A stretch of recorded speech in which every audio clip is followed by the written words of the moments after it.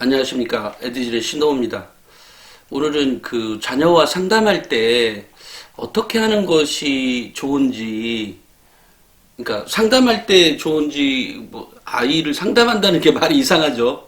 아빠, 엄마가, 학부모가 아이하고 대화 나누는데, 그렇지만, 제가 한 아이의 사례, 뭐 최근에 한 중학교 학생의 그 학생과 상담을 했는데요. 비사 프로젝트, 비판적 사고력 향상 프로젝트죠. 비사 프로젝트에 가입한 중학교 2학년 학생의 얘기인데요. 엄마가 자녀 교육을 위해서 강남으로 이사한 한 중학생 사례입니다. 그러니까 교육에 대해서 정말로 꽤나 많이 신경을 쓰는 학부모죠. 근데 의외로 그런 학부모들이 꽤 많습니다. 제가 만났던 강남 학부모들 중에 열에 3명 정도는 그랬던 것 같아요. 제 기억에. 그러니까 제가 만났던 사람들 중에요. 이제 그런데 막상 이제 강남 가니까 이게 알고 봤더니, 너무 힘든 거죠. 학교 생활이. 또, 그렇다고 내신이 잘 나오지도 않고. 그러니까 이제 굉장히 많이 힘들어하는 뭐 고등학교 3학년 사례도 있었고 또는 고등학교 1, 2, 3학년 학부모들은 거의 다 만났던 것 같아요.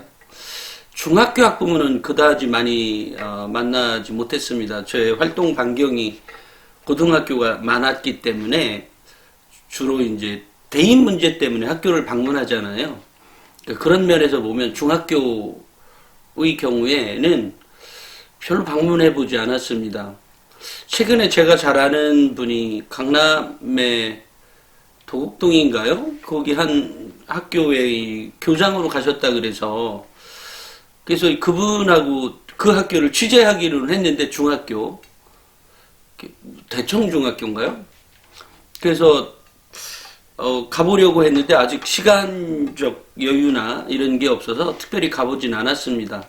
또 하나는 이제 그것도 있었지만 또 하나는 제가 이 고등학교를 직접 취재 가면 시간이 많이 들어가거든요. 그러니까 시간이 많이 들어간 것만큼 이제 뭔가 아이템이 정확히 있어야 되죠. 그런데 그런 아이템을 이렇게 취재해서 올리면 예전에는 그나마 클릭수가 많이 좀 올라왔었는데 요즘은 또 그렇게까지 많이 올라오지 않더라고요. 그런 점에서 잘 취재를 차츰 안 하게 되더라고요. 이제 아까 좀 전에 얘기했던 그 아이 사례인데요. 일단 제가 이제 비사 프로젝트에 가입한 학부모하고 원래는 이제 길게 통하진 않는데 최근에 이제 학부모들이 직접 상담을 하기를 원해서 그나마 그래도 좀 몇 분 정도 할애를 해서 엄마와 상담을 합니다. 물론 그 이전에도 너무나 당연히 그 자녀하고 전화하기 이전에 엄마랑 대화를 나눠야 되거든요. 왜냐면 엄마가 생각하는 아이의 상태라는 게 있거든요. 내 아이는 뭐를 잘한다, 뭐를 못한다, 현재 내신은 어떻다. 근데 그 내신이 가끔은 잘못 알고 계시는 학부모님들도 계시더라고요. 가끔은. 그렇지만 이제 그 아이의 상태를 어쨌든 진단하기 위해서 엄마하고 대화를 먼저 하게 되죠. 아이가 뭐 꿈은 어떤 거냐 또는 엄마하고 그 아이의 꿈은 뭐고 또 엄마가 이 자녀를 어떻게 키워가고 싶은 거냐에 대한 얘기를 먼저 나누게 됩니다. 그러면 당연히 이제 엄마도 이것저것 얘기를 하게 되죠. 근데 이제 엄마의 얘기는 일단은 이제 간단한 얘기를 듣고 이 자녀와 대화를 나눕니다. 중학교 2학년이니까 한참 변성기에 있어서 그런지 주로 그 중학교 2학년 상태 아시죠? 어떤 상태인지. 그거는 뭐 거의 대다수가 비슷할 것 같아요. 굉장히 무뚝뚝하죠. 이 아이가 막 변성기에 있었나 봐요. 굉장히 바리톤 같은 그 상당한 저음의 목소리가 왜 굉장히 묵직하잖아요. 그리고 이 문장 구성도 굉장히 짧죠. 뭐, 네, 아니면 아니요. 이런 거죠. 이럴 때 이제 굉장히 난감하죠. 상담하는 사람 입장에서는 그렇게 문장이 짧으면 대화가 안 되잖아요. 그래서 이제 아이하고 상담을 할 때 누구누구야? 누구누구야? 맞아? 그러면 네, 뭐 이렇게 얘기를 합니다. 저보다 훨씬 더 목소리 톤이 두꺼워요. 그러면서 이제 제가 얘기를 하죠. 그래? 야, 목소리가 변성기가라서 그런지 너 목소리가 되게 두껍다, 야. 무슨 바리톤 같다, 야. 이러면서 이제 아이의 마음을 일단 녹여줘야 됩니다. 왜냐면 아무리 괜찮은 아무리 유명한 사람하고 상담을 하더라도 이 아이가 이 상담자를 신뢰하지 않으면 이게 전혀 이 아이에게 먹히지 않거든요. 뭔가의 대화가. 그러니까 즉 무슨 얘기냐면 이 엄마 아빠가 아이하고 대화를 나눌 때도 그런 방법들이 좀 필요해요. 그러니까 내가 너랑 매우 가깝게 있다라고 하는 것들을 하죠. 그래서 일단 아이의 학교 생활에 대해서 묻습니다. 먼저 아이가 학원은 다니고 있는 것인지, 그 다음에 뭐 아침 저녁은 몇 시에 자고 몇 시에 일어나는지, 그 다음에 아침에 밥을 먹고 이제 학교에 가죠. 학교에 갔다 와서 다시 무엇을 하는지에 대해서 하루 일정을 체크하게 됩니다. 그 다음에 이제 하루 일정을 체크를 하게 된 다음에는 일단 수업을 체크하죠. 일단 예습 복습은 하고 있는지. 그러면 대다수의 아이들은 하고 있지 않았습니다. 제가 한 학생들 대부분은 그러니까 어떤 것은 가끔 예습한다고 하는 경우가 있고 어떤 거는 가끔 복습을 어떤 과목에 대해서는 특정 과목에 대해서죠. 그러니까 모든 과목은 아니고 그거에 대해서는 뭐 복습을 한다 또는 예습을 한다. 이런 아이들마다 다 틀립니다. 어쨌든 대다수의 아이들은 거의 전부의 아이들은 어쨌든 예습과 복습을 하지 않고 있다라는 사실이죠. 그러니까 예습 복습을 안 한다는 것은 일단 그 아이는 1등급의 조건이 안 되죠. 사실 냉정히 따지면 어찌됐건 예습 복습을 하고 있냐 안 하냐를 체크하게 됩니다. 그 다음에 이제 일단 흐름을 쭉 얘기해 줘야 되니까 일단 수업은 잘 듣고 있는지, 그것은 아이의 목소리 상태나 이런 상태만 봐도 느낌으로는 알 수 있습니다. 저의 경우는 느낌으로 알 수 있지만 수업에 집중을 하고 있다라고 하면 어떻게 집중하고 있는지, 또 졸릴 때는 어떻게 하고 있는지에 대해서 수업 중에 일어난 것들에 대해서 얘기를 묻습니다. 그러면 아이가 이제 얘기하죠. 그러면 또 이번에는 노트 필기는 하고 있는지. 노트 필기는 구체적으로 한다고 하면 무엇을 하고 있는지, 어떤 과목에 대해서. 아이들은 어쨌든 현재 제가 전화통화한 거의 대다수의 아이들은 노트 필기를 잘 하지 않았어요. 물론 그 안에는 1등급 아이도 있었지만 노트 필기 1점 몇 등급 아이 있었죠. 근데 그 아이가 굳이 전 과목에 대해서는 어쨌든 노트 필기를 잘하고 있지 않았다라는 사실이죠. 또 노트 필기를 안 한다. 오케이. 좋아. 어떤 과목은 하고 어떤 과목은 안 하는지에 대해서 얘기를 묻습니다. 또 노트 필기 다음에 이제 질문을 하고 있는지 안 하고 있는지. 그 질문을 하고 있는지 안 하고 있는지를 묻는 이유는 이 아이가 학교생활 기록부를 어떻게 다뤄갈 것인지에 대한 미리 예측을 하려고 하는 거죠, 제가. 그래서 이제 그 아이의 그 상태를 질문을 자주 한다라고 하면 일단 기본적으로는 되어 있죠. 질문을 안 한다라고 하면 질문을 왜 하는지도 묻습니다. 그리고 이제 수행평가의 상태도 묻게 되거든요. 그러니까 수행평가를 어떻게 하고 있는지. 그랬더니 뭐 강남에 왔더니 수행평가가 너무 많아요. 뭐 이렇게 얘기를 해요. 그래서 수행평가를 구체적으로 어떻게 하는 것인지에 대해서 이제 물었습니다. 그러면 수행평가를 그 학교는 그 강남의 아까 다녔던 그 중학교는 수행평가를 책을 한 권 읽고 그 내용을 이렇게 뭐 독후감 비슷하게 이제 써오는 거였나 봐요. 그게 과목별로. 그게 수학이면 수학, 뭐 국어면 국어 이런 식으로 이제 그런데 그것이 한꺼번에 와 있는 시점이었던 거예요. 제가 전화할 시점에는 그러니까 굉장히 힘들게 뭐를 하고 있었어요. 그래서 수행평가 하는데 많이 힘들었어. 그랬더니 수행평가를 책 한 권을 읽고 그 짧은 시간 일주일이었나요? 근데 그 아이한테 물어봤어요. 도대체 그러면 얼마나 오랫동안 책을 읽고 글을 쓰라고 했느냐 라고 물으니까 또 구체적으로 또 기억이 안 나는 모양이에요. 그래서 그러냐 근데 아니 책을 한 권씩 읽고 근데 그 수행평가가 과목별로 이렇게 따로따로 떨어져서 온 게 아니라 한꺼번에 다 몰려 있는 거죠. 문제는 이러니까 애가 이제 지치고 팔짝 좀 살짝 미치고 팔짝 뛰는 상황인 거죠. 아이는 이거 질리는 거죠. 이 삭제 자체가 예를 들어 뭐 이번 달에는 뭐 무슨 과목만 이번 달에는 무슨 과목만이 아니라 한꺼번에 몰려 있는 거죠. 아니면 선생님들은 따로따로 내었는지는 모르지만 아이가 몰려서 했을 수도 있겠죠. 어쨌든 뭐 상황은 여러 가지가 있습니다. 어쨌든 이 아이는 현재 몰려서 받았다라는 느낌을 갖고 있는 겁니다. 그러면 일단 제일 먼저 할 수 있는 일은 선생님들이 참 잘못한 거죠. 그거 좀 따로따로 때려주면 얼마나 좋겠어요. 그걸 왜 뭉쳐서 줘요. 그래서 그 학교 정말 나쁘네. 그 선생님 정말 나쁘다야. 뭐 이렇게 얘기를 해주면서 근데 그 내용을 이제 들어봤더니 아이에게 글을 읽고 글을 쓰라고 하는 거잖아요. 책을 읽고 글을 쓰라고 하는 거잖아요. 그래서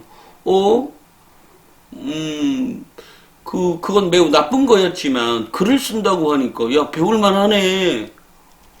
그래 글 쓰는 거 꼭 필요해. 그래 힘든 건 없었어. 이렇게 물으니까 이제 책을 읽고 글을 쓴다고 하려면 이게 참 난감하죠. 글을 어떻게 써야 되는지를 모르는 거 아니에요. 이 아이 상태가. 아니 그것까지 쓰는 건 알겠는데 어떻게 써야 되는지를 모르겠는 거. 이 아이는 지금 상태가. 그렇다고 누가 가르쳐주지도 않아요. 그죠? 독후감 어떻게 써요? 그러면 독후감 어떻게 쓰는지는 어디 보면 딱 나오잖아요. 그러니까 뭐 네이버 찾아봐도 알 수 있는 거고 그거는 알겠는데 어떻게 쓰느냐고요. 아니 개념은 알겠는데 어떻게 쓰느냐고요. 한마디로 얘기하면 그런 거죠. 물론 그 아이는 안 찾아봤을 수도 있습니다. 하지만 제가 생각할 때 찾아보지 않았을까. 막막한데 어떻게 써? 뭐 이런 식으로. 그리고 선생님도 사실은 가르쳐줬는지도 모르겠어요. 독후감 이렇게 쓰는 거야 라고 얘기해줬는지도 모르지만 어쨌든 이 아이는 매우 어려워하고 있는 거죠. 그 상태를. 그래서 제가 이제 책을 읽을 때는 먼저 책을 샀다 라고 하면 책이 네가 기억에 남는 말들을 쭉 한 번을 전체를 쭉 읽어가는 거죠. 쭉 읽어가면서 너가 생각하는 기억에 남는 거라든지 요거 잘 모르겠다든지 아니면 요거는 중요할 것 같다라든지 이런 것들은 형광펜이나 이런 걸 마련해서 너가 밑줄을 밑줄을 긋고 여기다 표시를 해놔봐. 더 중요할 것 같다 그러면 이번에는 뭐 아까 는 노란 형광펜을 사용했다면 이번에는 빨강 형광펜으로 한번 분홍색이었던가요? 그걸 가지고 한번 더 체크해. 그리고 혹시 질문이 있다면 너가 이 작가하고 생각이 다르거나 또는 질문이 있다라고 생각이 들면 거기에다가 메모 있잖아. 포스트잇 같은 거를 가지고 거기다가 써놔. 그리고 고개 옆으로 뾰족하게 나오게 그러니까 옆면에 옆에 살짝 나오게 거기다가 표시를 해놔. 자, 나는 이렇고 뭐가 어떻고 뭐 이런 내용을 쓰는 거야. 이렇게 써서 독후감을 그러니까 그 책 한 권을 읽을 때 그렇게 쓰는 거야. 그렇게 해놓고 이제 독후감을 써야 되잖아. 이러면 독후감을 쓸 때는 그것을 밑줄 그은 거를 먼저 다 쳐. 아니면 뭐 이게 뭐라고 하죠? 컴퓨터가 아니면 워드가 아니면 일단 뭐 한글이나 워드가 아니면 일단 뭐 글을 써야 되는 거죠. 그렇게 써서 일단 너가 그거를 쭉 정리를 해가면 일단 그것 자체가 그리고 이미 아까 그 포스트잇 한 거에 이미 네 생각이 들어가 있잖아. 그거를 넣는 거야. 독후감이라고 그래서 그 책에 있는 내용만 떠가는 게 아니라 너가 생각하고 너가 이거는 나가 의견이 달라라고 하는 것들을 정리해 간다고 하면 너가 그 학교에서 그 학교에서 어쨌든 수행평가에서 이 아이의 사고나 이 아이의 생각하는 수준이나 이런 것들이 드러나게 마련이거든요. 그러니까 그거를 적어가는 거야. 그걸 정리해가면 책 한 권을 읽었어도 그게 이제 제가 얘기하는 능동적 독서예요. 비사 프로젝트에 2개월치에 나오는, 다음 달에 나오는 거죠. 다만 제가 첫 번째 달에 먼저 나갔던 건 사실 그 능동적 독서가 아니라 고정관념 파괴였거든요. 이유가 있어요. 먼저 지금 현재 생각하고 있는 것들을 고정관념이나 편견이나 이런 것들을 완전히 깨부수기 위해서 이렇게 사고할 수도 있는 거구나라는 걸 먼저 던져주기 위해서 제가 고정관념이라고 하는 거를 먼저 넣어줬던 거고, 두 번째가 이제 능동적 독서입니다. 그래서 능동적 독서를 넣어주기 이게 두 번째 달인데 어쨌든 이 아이에게 먼저 그런 요령을 가르쳐줬어요. 그렇게 해서 해 간다고 하면 적어도 그것이 첫 달부터 니네 학교 전교 1등만큼 해가는 건 해갈 수 있을지 없을지는 모르지만 적어도 첫 달부터 그런 성과가 나오기는 힘들 수 있으니까. 왜냐하면 얘가 작성하는 방법에서 논리적으로 작성해야 되는데 그렇지 않을 수도 있는 거잖아요. 그러니까 그렇지만 이렇게 가면 너가 고등학교에 가서도 니네 학교 전교 1등이 될 수 있는 기본적인 토대를 닦아가는 거야. 근데 이 아이가 전교 1등이라는 말만 들어도 굉장히 행복해 하더라고요. 그러니까 모든 아이들은 마찬가지일 것 같아요. 그죠? 그 학교에 전교 1등 된다고 생각해봐요. 굉장히 행복한 일이죠. 그죠? 근데 공부를 잘할 수 있는 방법이 예를 들어 막 하루 종일 책상에만 앉아가지고 될 수 있는 거면 되게 힘든 거잖아요. 생각만 해도 고통스럽잖아요. 그런 거 말고 정말로 이 독서의 역량은 지름길인데 남들도 잘 모르는 방법의 지름길인 거예요. 한마디로 얘기하면 남들은 잘 안 하거든요. 쉽게 안 되거든요. 이 독서가. 지금 수행평가에서 얘기처럼 말이 이런 거지만 이런 습관을 일일이 해간다는 거 이게 쉬운 게 아니에요. 근데 이것을 얘가 해가게 된다고 하면 당연히 그 학교 전교 1등을 차지하고도 남죠. 그렇게 해가는 방법들을 물어봅니다. 또 하나 이제 이 아이가 이제 그러는 과정에 아까 이제 엄마한테 들었던 약간의 그 조언이 그 얘기가 있었던 게 뭐냐면 친구들하고 노는 걸 좋아한대요. 그래서 이 엄마도 강남에 이사 왔지만 아이가 친구들하고 노는 걸 너무 좋아하니까 뭐죠? 이 아이가 너무 좋아하니까 내 아이는 전교 1등은 틀렸구나. 그러니까 공부를 잘하는 쪽에 들어가기는 공부를 매우 잘하는 쪽에 들어가기는 좀 어렵겠구나 이렇게 생각을 하셨던 모양이에요. 하지만 저는 절대 그렇게 생각하지 않습니다. 친구들하고 노는 것은 나에게 동기부여예요. 우리 학부모님들도 잘 어렸을 때 가만히 생각해 보면 물론 그 친구들이 공부 잘하는 애도 있고 못하는 애도 있고 아니면 못하는 애들 축에 같이 있는지도 모르겠죠. 그렇지만 친구 좋아하는 건 좋아하는 거고요. 그렇지만 학교 생활을 즐긴다는 것은 친구들 관계도 좋아야 되는 거기 때문에 저는 그것도 친구들하고 제가 이런 말을 했어요. 그 아이에게 한 달에 책을 4권을 읽어야 되는데 하나는 나침판 또는 만약에 뭐 책을 또 너가 뭐 좀 어렵다고 생각하면 톡톡까지 봐. 그리고 책 한 권 꼭 읽어야 되는 거죠. 그러니까 책을 3권을 읽는 거죠. 나침반 톡톡 뭐죠? 일반적인 책, 과학이든 뭐 수학이든. 근데 이 아이는 과학책은 좀 읽었던 모양이에요. 과거를 가보려고도 생각을 했고. 근데 아이가 이제 그 주위에 학원을 가보니까 과거는 너무 늦었다. 이래가지고 이제 과거는 포기한 상태고 자사고를 갈 거냐 일반고를 갈 거냐에 대한 고민은 여전히 남아있는 상태죠. 그건 역시 아이의 현재 상태에 따라서 이제 달리 생각을 해보겠죠. 그 아이의 진전되는 상태에 따라서 달리 적용되지 않겠어요? 뭐 그거까지는. 그래서 이제 4권 그리고 영어 원서를 꼭 읽어라. 근데 아이가 엄마가 어렸을 때 이렇게 영어 원서책을 읽혔던 것 같아요. 그래서 제가 추천했던 나침반 36.5도의 그 비사 프로젝트에 들어가 있는 내용의 그 영어 원서책이 있는데 그 중에 2권은 읽어봤던 모양이에요. 그래서 선생님 저 읽었어요 이러더라고요. 아이고 장하다. 그래 뭐 이러면서 이제 얘기를 했습니다. 그래서 이제 영어 원서책을 한 달에 한 번씩 꼭 읽어야 돼. 너 수준에 맞게 그것을 반복적으로 읽으면 더 좋고, 이렇게 얘기를 해줬어요. 그러니까 아이가 이제 독서 영역과, 왜냐면 비사 프로젝트는 기본적으로 독서를 해야만 하는 프로젝트예요.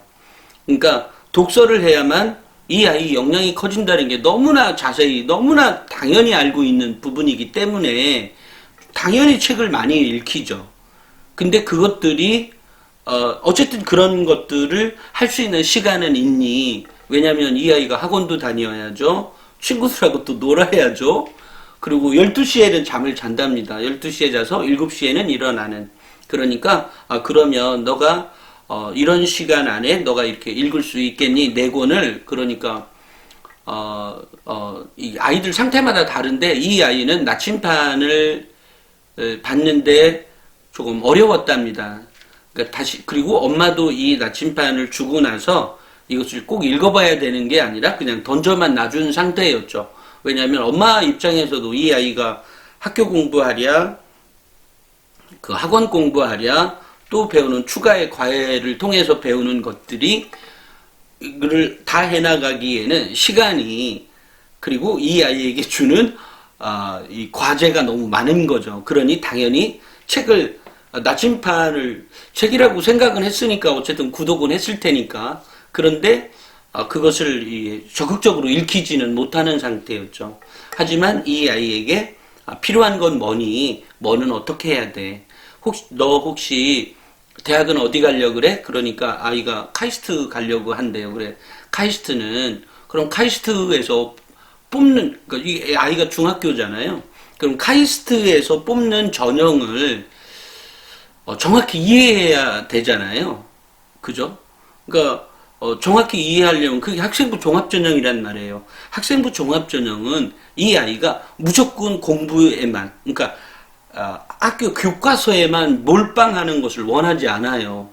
카이스트가. 또 학생부 종합전형이라는 것 자체가 아이에게 교과서에 몰빵하는 걸 원하는 이 전형이 아니에요. 그러니까 교과서 플러스 독서인 거예요. 그 학생부 종합전형은.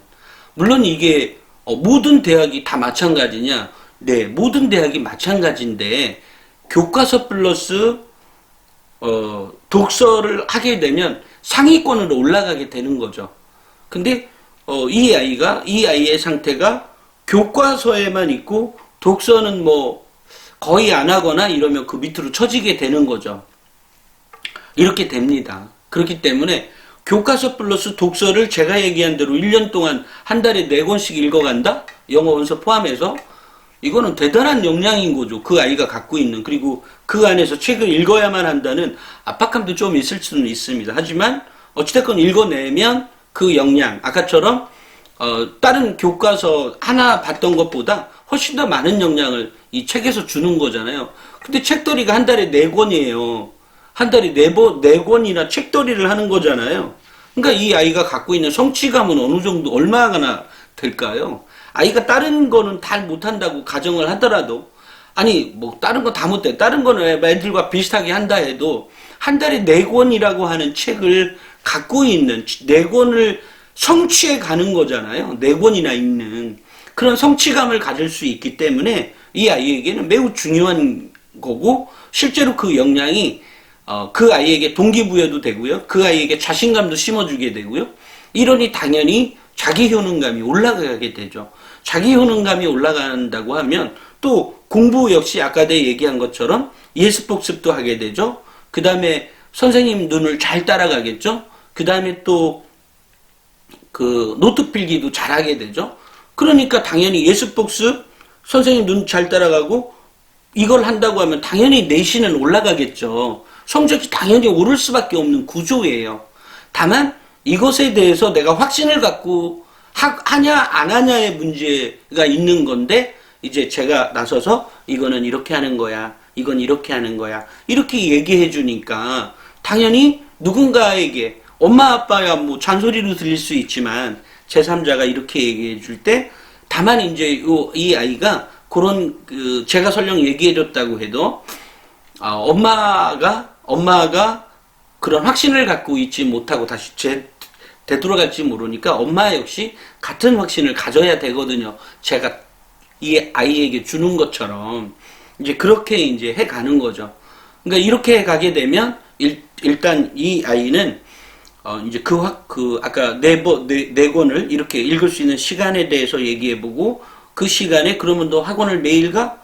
예, 그런 건 아니고 뭐 무슨 과목은 언제 가고 무슨 과목은 언제 가요? 그래. 근데 어쨌든 중요한 건 그런 거를 그러니까 그 아이의 상태의 경우에는 일반 보습학원을 다니는 건 아니었기 때문에 제가 그 상태에 그리고 그 현재 상태를 더 정확히 알아야 되기 때문에 그리고 아직은 중학교 2학년이니까 일단 기본적인 이 아이의 공부 잘하는 습관 들이기를 만들어 준 거죠. 일단 뭐 그러고 나서 역량이 커져서 뭐 학원을 갈지 말지는 그 다음에 정하는 거죠. 또는 또 현재 다니고 있는 걸 당장 포기해라는 아니죠. 왜냐하면 이 아이 상태를 아직 100%를 제가 그리고 과구를 갈 것인지 또는 뭐로 갈 것인지 이런 거에 대한 그러니까 역량 크기를 한번 이제 진행해 가보면서 제가 이제 얘기를 해주려고 합니다. 그리고 한 달에 한 번씩 저하고 이메일을 주고받을 때 이 아이가 생각하고 고민하고 있는 것들을 저에게 메일로 보내주면 그걸 가지고 다시 얘기하게 되는 거죠. 그래서 일단 이제 독서 방법이나 이런 것까지 다 이제 정리가 됐습니다. 또 하나는 이제 친구들과의 관계에 있어서도 친구들하고 노는 거를 좋아한다고 하니까 그래. 그러면 친구들하고 놀을 때는 친구들하고 놀아. 그리고 친구들하고 노는 것은 너에게 공감을 주거든. 너 그 시간에 행복하잖아. 그러니까 그 시간에 행복한 것만큼 내가 평소에 있어야 될 해야 될 나의 역량 키우기도 집중해야 돼. 친구들하고 노는 것도 역량 키우기잖아요. 결국은 물론 노는 것 자체는 노는 건데 그것 자체가 역량을 키워주는 거거든요. 그 활동 자체가 그것은 칭찬해 줘야 마땅한 거죠. 친구들하고 하루 종일 노는 것도 아니고 몇 시간 노는 건데 그러니까 그것은 너에게 이런 공감을 주는 거야. 하지만 너가 성장해 가기 위해서는 그런 역량만 필요한 것이 아니라 너가 갖고 있는 지적 역량도 이렇게 성숙해져야 되거든. 그래야 너가 이런 성장을 이룰 수 있고 그래야 네가 고등학교에 가면 정말 내가 전교 1등 해. 너도 모르게 자연스럽게 전교 1등이 되어가는 방법이 독서인 거야. 그렇게 할 수 있겠어? 라고 이제 얘기를 해서 이 아이가 이제 그렇게 오게 되는 거죠. 그 다음에 이제 이 아이에게 그 모둠 수업에 있어서의 활동에 대해서도 얘기했습니다. 자, 여기 이제 이렇게 해 갔는데요. 이렇게 가고 나서, 요번에는 이제 엄마하고 다시 제가 통화를, 이제 바꿔달라 그래서 엄마 좀 바꿔줄래? 그래서 이제 엄마하고, 제가 아이에게, 그러니까, 왜냐면 확인을 해줘야 되죠. 아이에게. 그러니까, 아이하고의 대화에 대한 내용을 엄마하고 이제 얘기를 해주게 되는 거죠. 아이가 요거로는 예를 들어 예습복습 안 하고 있었습니다. 그래서 이렇게 하라고 했으니까 요거 꼭 체크해 주시고요. 그 다음에 수행평가를 하는 데 있어서 늘상 독후감을 쓰는데 너무 힘들어하고 있었습니다.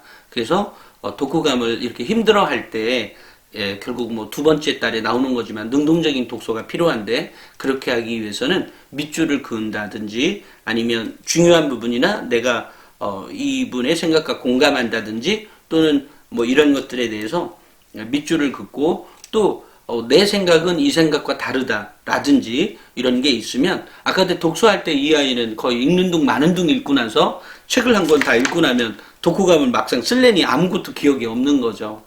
그래서 그런 부분들을 이렇게 노트 필기란다. 포스트잇에다가 기록을 해놓고 그걸 가지고 나중에 정리하면 그게 독후감으로 제출해도 좋다라고 하니까 너무 고마워요라고 이 엄마가 말씀하시더라고요. 그리고 왜냐면 이 공부 방법을 전달해 주는 것은 너무 기본적이고 원론적인 거지만 그걸 잘 안 하거든요. 거기에 문제가 있는 거예요. 그래서 제가 요즘에 축구 많이 하잖아요. 그러니까 저는 축구를 좋아하니까 그 요즘 이강인 나오는 영상이나 어쨌든 대표팀 영상들 많이 나오거든요. 영상들 보면 재미있는 사실이 하나 있는데요. 누구지? 이강인이가 나오는 장면에는 늘상 공을 주고받으면, 공을 예를 들어 주고받는 장면이 나올 때는 공을 주고 받잖아요. 그럼 강인이가 있고 여기 공을 받는 또 다른 국가대표가 있잖아요. 공을 주고받을 때 얘는 그냥 공을 차요. 근데 강인이는 꼭 그 안에 뭔가 트릭을 쓴다든지 뭔가 움직이면서 뭔가를 하면서 또 공 주고 얘는 또 공 주고 이렇게 해요. 그러니까 요런 작은 차이가 결국 강인이를 만들잖아요.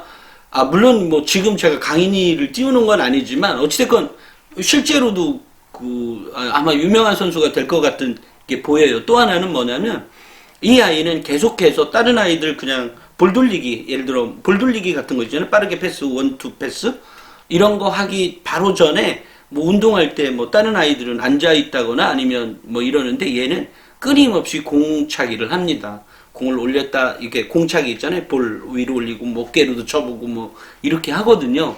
그런 것들을 혼자 계속해요. 그냥 다른 형들은 좀 논다고 할까요? 그냥 뭐 담소를 나눈다고 할까요? 이런 거 할 때 이 아이는 계속해서 뭔가를 해요.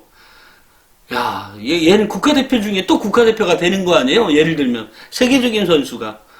근데 내가 이 손흥민의 그 국가대표 경기를 볼 때도 보면 손흥민은 뭐 손흥민만 찍어서 그런 건지는 잘 모르겠어요. 하지만 그런 같은 장면에 나올 때도 보면 손흥민은 멀리서 보면 늘 딴짓을 해요. 그러니까 여기서 딴짓을, 다른 애들은 또 딴짓, 전체적으로 딴짓하고 있는데 얘만큼은 그 안에서 또 다른 딴짓을 또 하는 거죠. 그 또 다른 딴짓을 공차기였어요. 이게 이제 공차기는 즉 무슨 얘기냐면 기본기잖아요. 기본기. 그러니까 그런 기본기를 계속해서 갈고 닦아 가는 거죠. 걔가 공을 못 차서 공차기를 해보겠어요? 그런 건 아니죠. 그냥 끊임없이 뭐 움직이고 뭐 이렇게 해보는 거죠. 그 안에서 공을 가지고.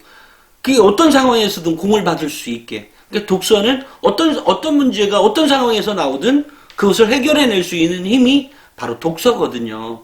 그런 것들을 해나가고 있다는 점에서 그야말로 최상의 능력을 쌓아가고 있는 것 아니냐. 그것이 그 작은 차이가 결국은 역량을 그러니까 세계적인 선수가 될 거냐, 국가대표만 될 거냐. 근데 국가대표가 아닌 애들은 그것보다도 덜 하게 된다는 얘기겠죠, 당연히. 왜냐하면 적어도 우리가 배움에 있어서는 노력하는 자를 따라가지 못하죠. 그 사람이 잘 사냐 못 사냐는 그죠? 노력과는 그러니까 상관이 있긴 한데 꼭 그런 것 같진 않아요. 그죠? 인생은 또 다른 게 있죠. 그런 것 같죠. 다만 배움에 있어서는 노력이 정말 배신하지 않는다라고 하는 생각을 갖게 됩니다. 적어도 배움에 있어서만큼은. 그러니까 내가 전교 1등이 되는 것은 노력으로 이루어질 수 있다는 거죠. 그죠? 그렇게 생각을 합니다. 다만 내가 돈을 많이 벌 거냐, 이것은 노력으로 결정되어지는 건 아닌 것 같아요. 그것은 뭘까요? 그죠? 운도 있을 거고, 또 이렇게 또 다른 사람은 그거 사주팔자다라고 생각하는 사람도 있을 거고, 아니야 그게 기도의 힘일 거야 뭐 이렇게 생각하는 사람도 있을 거고, 아니야 그것은 불공을 드려야 되는 힘일 수도 있고, 또 교회 가서 열심히 기도해야 되는 힘일 수도 있고, 뭐 별의별 게 있을 수 있지만 어찌됐건 그거는 인생은 좀 다르죠. 돈을 많이 벌다든지 이런 것들은 그렇게 쉬운 게 아닌 것 같아요. 그죠? 하지만 배움에 있어서만큼은 노력이 배신하지 않는다라고 하는 것은 우리 모두가 알고 있는 거죠. 근데 제가 좀 전에 손흥민과 또 이강인이 대표팀의 이런 그 동영상 같은 거 유튜브에 있거든요. 그런 거 보면 그런 작은 차이죠, 우리가 보기에. 다만 그 작은 차이가 아주 큰 차이를 만들어낸 거다라는 생각을 갖게 됩니다. 그래서 이제 아이하고 이렇게 그러니까 제가 비사 프로젝트를 통해서 아이들과 대화를 나눌 때 보면 아이의 상태를 진단하고 그 상태가 현재 이 아이 상태가 어떠냐에 따라서 이게 달라지는 거죠. 그리고 저는 어쨌든 저는 이게 그런 것 같아요. 엄마와 제가 상담하는, 물론 상담을 뭐, 이렇게 해서 뭐, 1시간 동안 또는 1시간 좀 넘게 이렇게 상담을 하지만, 상담을 하면서 아이의 진단을 한 것들을 제가 이제 기록으로 갖고 있거든요. 그걸 가지고 이 아이 평소의 상태가 이런 거니까, 그 다음에 이 아이에게 이제 어떤 이제 워크지 보냈던 게 이제 오게 되면, 또 올 때 꼭 아이의 뭐 어떤 상태라든지 아니면 뭐 이런 것들을 아이가 기록으로 뭐 질문하고 싶은 걸 쭉 보내주면 그걸 가지고 제가 다시 이메일로 상담을 그러니까 이메일 상담인 거죠. 이메일로 상담을 하고 1년 뒤나 아니면 학교생활 기록부가 기록될 때쯤에 다시 그때는 통화를 해서 너는 이거를 이렇게 뭐 이런 것들을 이제 도와주게 됩니다. 저는 그래서 아이하고 제가 이제 아이의 상담을 해주는 예를 들어서 제가 설명을 해드렸잖아요. 이런 것처럼 자녀하고 대화를 이렇게 나눠라. 그러면 아이의 상태가 파악이 되는 거고 제가 뭐 또 다시 좀 더 구체적으로 필요한 경우라면 또 영상을 찍도록 하는데 저는 꼭 이게 우리 비사 프로젝트에 참여한 학생들 것뿐만이 아니라 내가 내 자녀하고 대화 나눌 때 내 아이의 눈높이에 맞춰서 얘기를 해야 된다. 아이는 현재 이 상태, 그러니까 아이가 뭐 게임 한다는 것도, 게임도 조금 아까 중학생을 한다 그랬어요. 대신 뭐 게임 조금 하는 거야. 뭐 봐줄 수 있는 문제 아니에요? 다만 이 아이가 정말로 이제 공부에 대한 동기부여가 확실히 생기면 게임도 접어두게 될 거고, 친구들과의 관계도 3시간 놀았던 거 2시간으로 줄어들게 될 거거든요. 그거 너무나 당연한 얘기예요. 왜냐면 자기 성장에 대한 동기부여가 확실히 된다고 하면 그것을 줄여나갈 수 있는 힘이 생기거든요. 다만 아직 그런 게 안 생긴 아이들의 이제 문제잖아요. 근데 그것도 하나하나 쌓아가다 보면 그것들 양을 좀 줄여나갈 수 있는 거죠.